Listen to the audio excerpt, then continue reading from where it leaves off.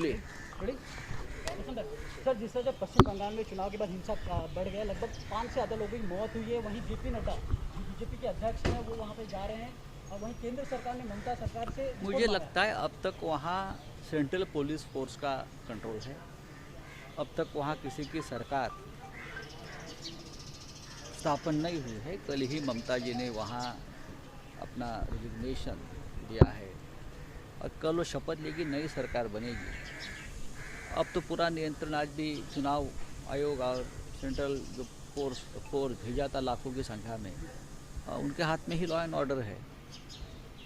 अगर कुछ हुआ है तो ज़रूर ये जिम्मेदारी सबकी बनती है। अब चुनाव ख़त्म हुआ है, अब चाहे लोग यहाँ के हो या वहाँ के हो, कोई भी हो, अगर संयम नहीं रखेंगे और खून खराबा बढ़ता ही जाएगा तो सबका नाम उसमें खराब हो जाएगा।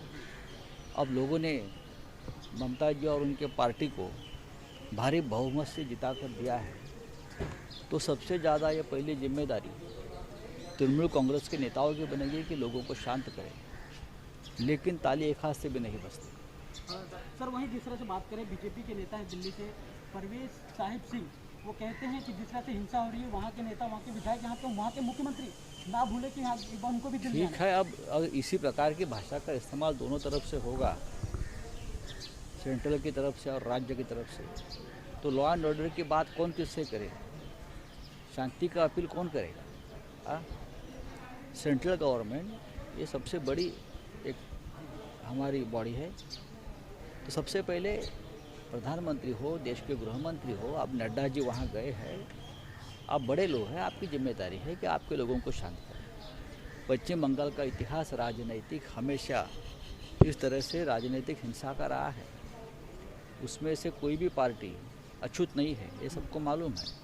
लेकिन आज देश की हालत ऐसी है, कोरोना या और भी कुछ बातें हैं, देश की हालत ऐसी है, तो ये सब भूलकर हम एक साथ काम करने की ज़रूरत है। तो वहीं पश्चिम बंगाल के नेता जो है ममता बनर्जी कहा है कि 2024 तक जो लोकसभा चुनाव आ रहा है, सारे विपक्ष नेता एकजुट होकर लड़ते। तो आपको क्या लगता है एक साथ होकर लड़ना चाहिए? देखिए, ये बात तो हमने बहुत बार रखी है, हमारे पार्टी की तरफ से भी। आदरणीय उद्धव ठाकरे जी ने भी ये बात रखी है, सबको एक साथ आकर लड़ना होगा। आपको मालूम है शरद पवार साहब ने यह बात रखी है महाराष्ट्र से।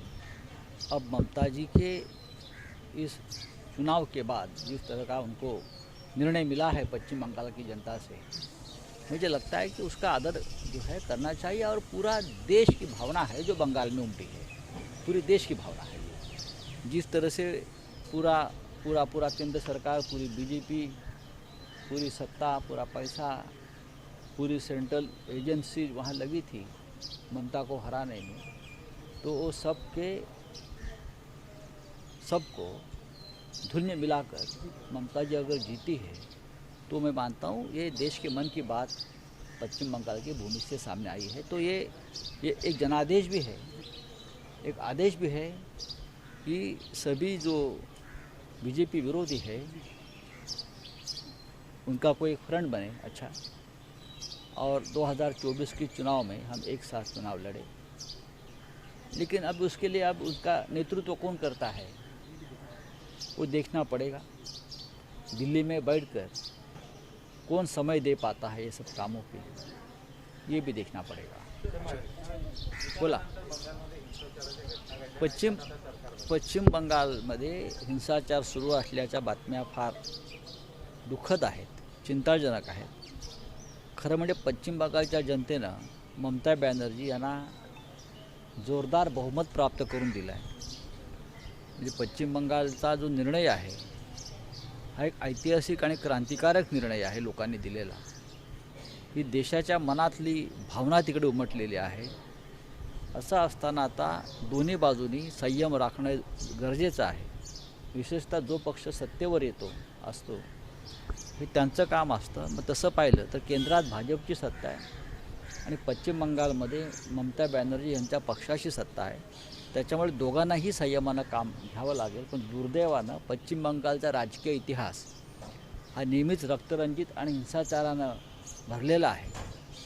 हे जरी खरं असलं तरीसुद्धा आज देशाची स्थिती ही अत्यंत गंभीर आहे। सगळ्यांनी निवडणुकांमधले मतभेद वाद एक मिटवून करोनाविरुद्ध लढण्याची एक गरज असताना सुद्धा हे का होत आहे याचा विचार दोन्ही बाजूने करायला हवा. एकमेकांना धमक्या इशारे देणं थांबवायला पाहिजे.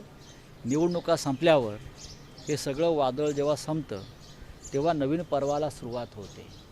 दुर्दैवानं पश्चिम बंगालमधल्या हिंसाचाराला जर कोणी खतपाणी घालत असेल ते खतपाणी घालणारे पश्चिम बंगालमधले आहेत की बाहेरून कोणी त्यांना उत्तेजन देत आहे ते सुद्धा पाहावं लागेल. धन्यवाद. सर आदत पुनाला जिस तरह से उन्होंने बीच में खबर आई थी कि आदत पुनाला कह रहे कि वो देश छोड़ के चले गए, तो खबरें आ रही थी कि उन्होंने कहा कि उनको कुछ नेताओं ने धमकी दी है वैक्सीन के लिए. देखिए ये अदर पूनावाला जी ने उसके बारे में एक एक्सप्लेनेशन दिया है कि उनको तोड़ मोड़ कर गलत तरीके से उनका बयान सामने आया है, ऐसा पूनावाला जी ने कहा है.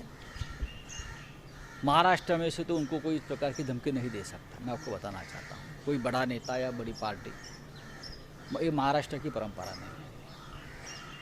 हम तो पहले से बोल रहे थे कि हमें गर्व है कि इस प्रकार की जो वैक्सीनेशन है महाराष्ट्र में बन रही है और वो पूरे देश के लिए बन रही है. ये देश की बात है. तो हमारे तरफ से या और कोई पॉलिटिकल पार्टी की तरफ से और जिसने इस प्रकार की बात रखी अपने चैनल पर उनको तो माफ़ी मांगनी पड़ी है. तो अगर कोई है तो उनकी जांच होगी.